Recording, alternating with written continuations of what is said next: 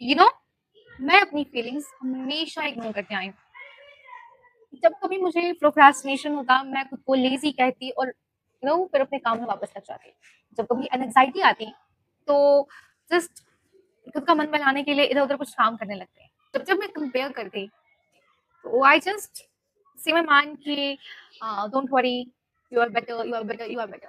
आई mean मैं feelings feel तो कर पा रही थी, लाइक मुझे पता है कि मेरी इतनी सारी फीलिंग्स हैं, but I was not able to name them कि हाँ, मुझे ऐसा फील हो रहा है, तो इसे ये कहते हैं।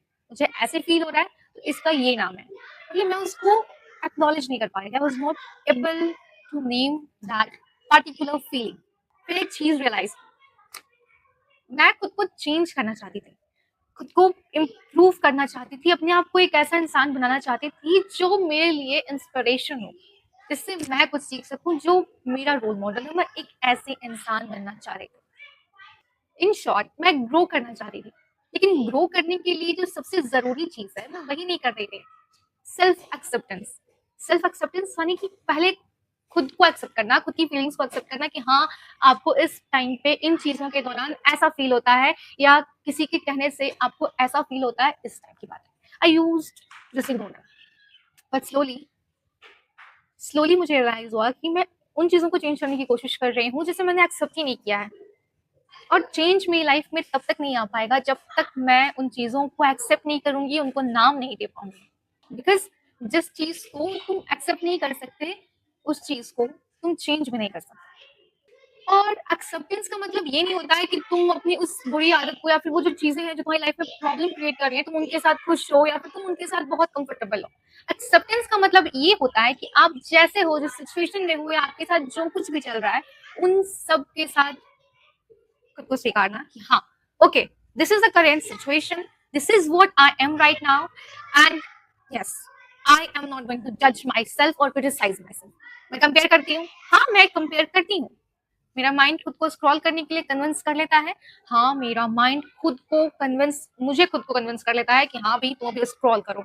हाँ, जो टास्क मेरे को क्लियर नहीं रहता है, मेरे को क्लैरिटी नहीं रहती है, मैं उसको प्रोक्रास्टिनेट करती हूँ। Yes, I am like this, my mind plays games with me, these things are happening with me right now. This is acceptance and trust me, बस इतना कर लेना बहुत पावरफुल होता है।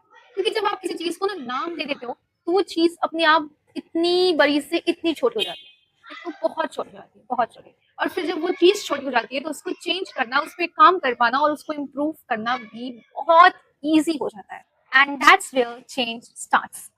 और इसीलिए मैंने बहुत एक छोटी सी रील्स करनी शुरू की।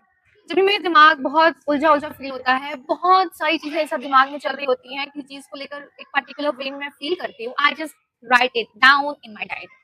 यस, और ये मैं आज से नहीं कर रही हूँ, मैं बहुत सालों से कर रही हूँ। In fact I am doing this since last 15 years। I write in a diary. Yes, बीच में चीजें छूट गई थी, but I have started this again.